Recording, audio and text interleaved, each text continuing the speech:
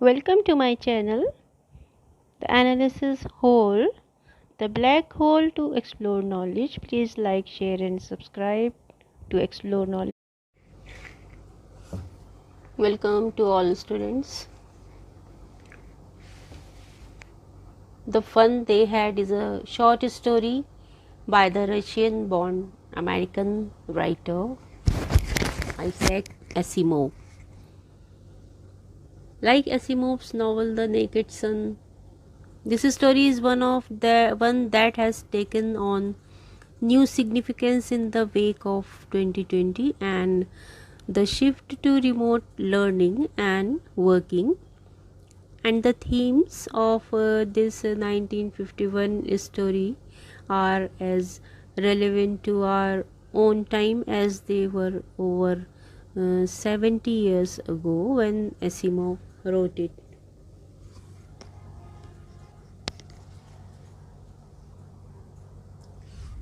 So, in the story, which is set in the year 2157, two children find an old paper book and reflect on how quaint it is when compared with television screens on which they read in their own time. The fun they had is highly recommended to anyone who is a fan of classic science fiction. So we will move on to its summary. So the summary begins. The story begins with an 11-year-old girl named Margie writing in her diary about how her friend, a 13-year-old boy named Tommy, found a real book, that is, one made out of paper. She recalls her grandfather talking about how his grandfather used to talk about books being printed on paper. They reflect on how strange it is that the words remain the same on the page. Tommy concludes that the book is a waste because once you have read the words on the page, you presumably just throw the book away, whereas on their television screen they can read a million different books. Tommy tells Margie that he found the book in the attic of the house. The book is about the topic of the school.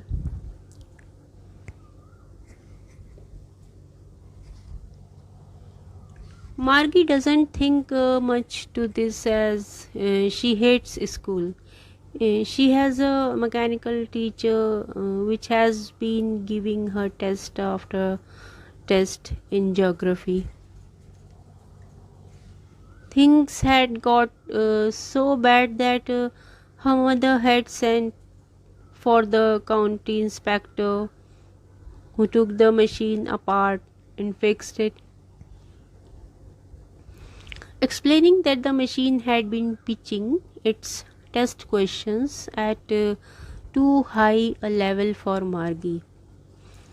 Margie was disappointed with its outcome because she hoped they take away the teacher from her own home altogether.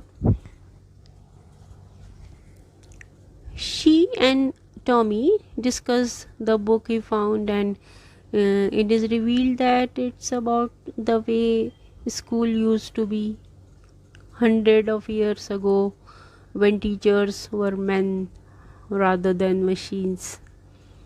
Margie scoffs at the idea of a man being a teacher because men aren't clever enough.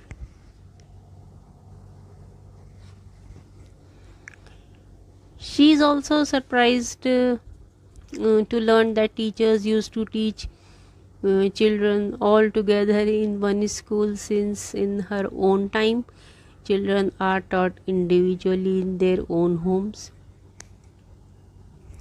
Intrigued, she wants to read the book and learn more about the funny old schools of the past.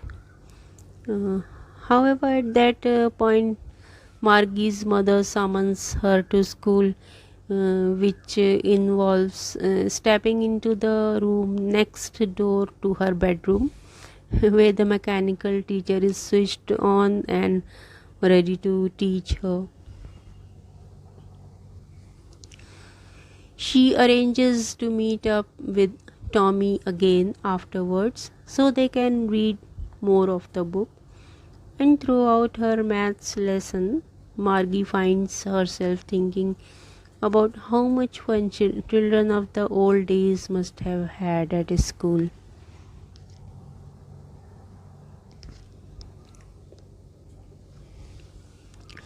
So the stories about school, especially very short stories that are just a few pages long, lend themselves to study at school. And Asimov's tale is light enough and brief enough to fit the bill, while also carrying some intriguing commentary on education and technology, among other things.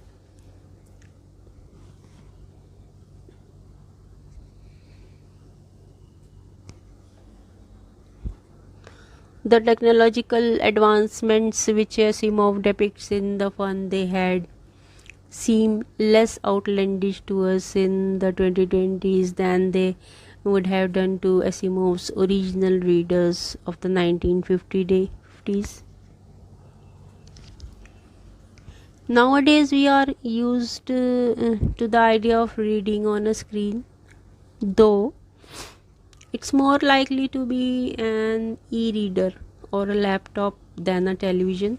Even the most prophetic writers of the 20th century tend to view the television as the future medium which will come to dominate future entertainment habits. What's more, since the events of 2020, the idea of remote learning has been commonplace in many countries. And even before technology allowed for this response possibility, children's learning could be geared to their particular level of ability by putting them in particular sets depending on their reading age and so on.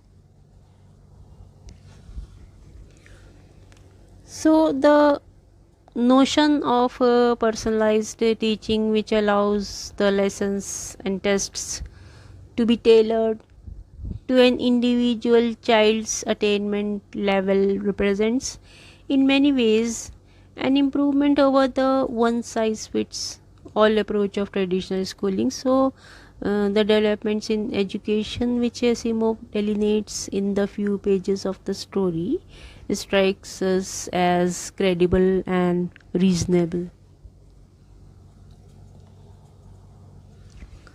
But the fun they had also led us to ask what has been lost. Margie and Tommy are clearly more enthused by their social interactions over the old Tommy, old book Tommy has discovered that than they are by their lessons. Indeed, when Margie returns to school at the end of the story, she is unable to concentrate on the lesson in fractions which the mechanical teacher is delivering because she is imagining what life must have been like in one of the old schools. It appears like fun to her when contrasted with her solitary time spent in front of the automated teacher. She can't wait to meet up with Tommy again so they can talk more about the past. And of course, young readers in particular who read The Fun They Had in 1950s America would have smuggled at the ending of the story. To them, their time spent in school would have been anything but fun, especially if we reflect that many readers of science fiction magazines in the early days of the genre tended to be the less socially outstanding or popular kids at school, and perhaps more likely to be the victims of bullying as a result. So, to many of Asimov's original readers, the future world inhabited by Margie and Tommy would probably have seemed like a vast improvement. And perhaps this is one reason why the fun they had is the perfect science fiction story about school to teach in school.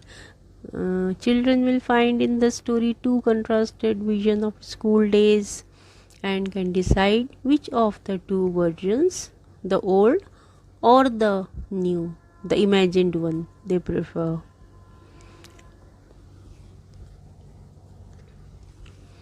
So, this story has become more animated since so many school children had a taste of future version of schooling, and Asimov describes the story as a thanks to the response to the recent pandemic, that is corona.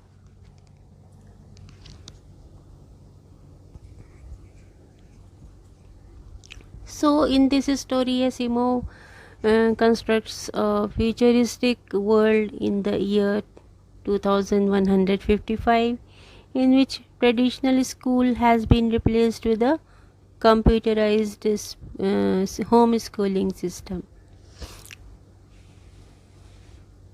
Even though the fun they had takes place in a futuristic world where computerized technology is the basis of education and society, and this Asimov's story also expresses the emotion of um, expresses the importance of the preservation of the past. The very old book that the children find is not simply a book but a valuable historical document or archival object. The book is both a primary source and record of times gone by.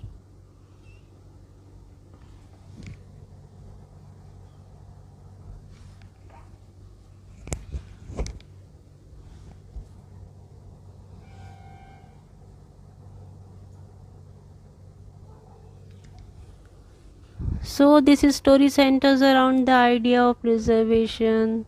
The ancient book contains some sort of a story or information about old fashioned schools, mm, the present day schools for the reader, while the books form a traditional book with paper pages and inked words. Preserves a slice of history in a time where books have all gone digital. Tommy and Margie's description of the book reflects its age and how different it is from their computerized book. The book is a remnant of the past with its yellow and crinky pages, with the words that is stood still instead of moving the way they were supposed to on a screen. The children cannot comprehend why the words within the print book are stationary. Perhaps Asimov is asserting the durable quality of print to preserve not only the words on the page but also the stories and lessons from which the past. It's also fitting that Tommy finds the book in his attic. The attic is a space of preservation where Tommy's family has stored relics of the past so that those objects can be dusted off and revisited again someday.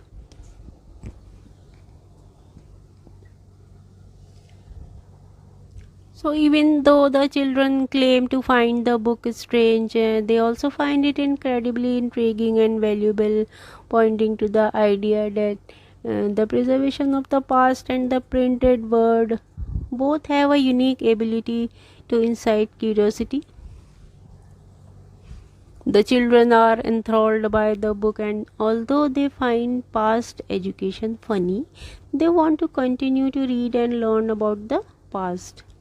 When Margie's moms tell her that it is time for school, and Margie responds, "Not yet," with haste and asks Tommy if she can continue reading the book after school.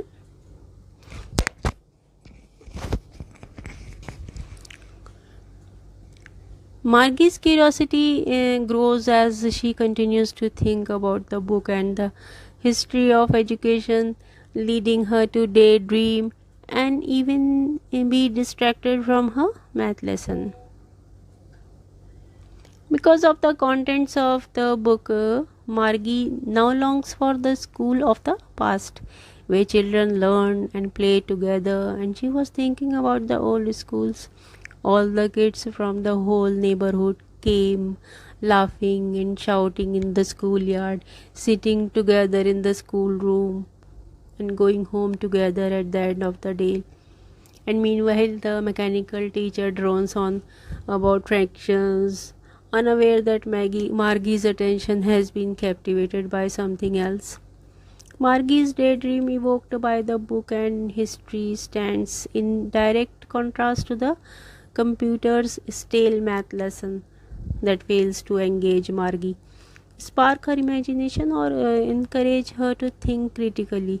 Thus, the book's evocation of the past speaks to the power of the preservation of history and the printed word to led to wonder, curiosity, and longing for times gone by.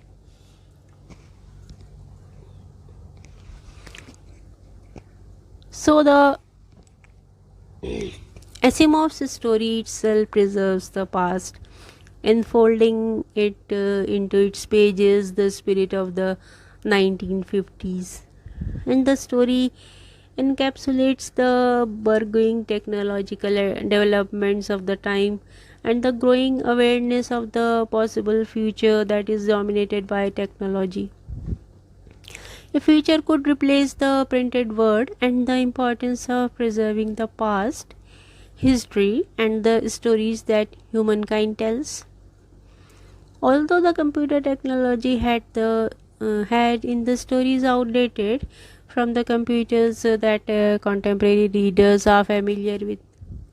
So the fun they had is a warning that as the future increasingly relies on technological progress and becomes more digitized, it is extremely important to preserve the past, to cultivate imagination and curiosity, and to continue to learn from history.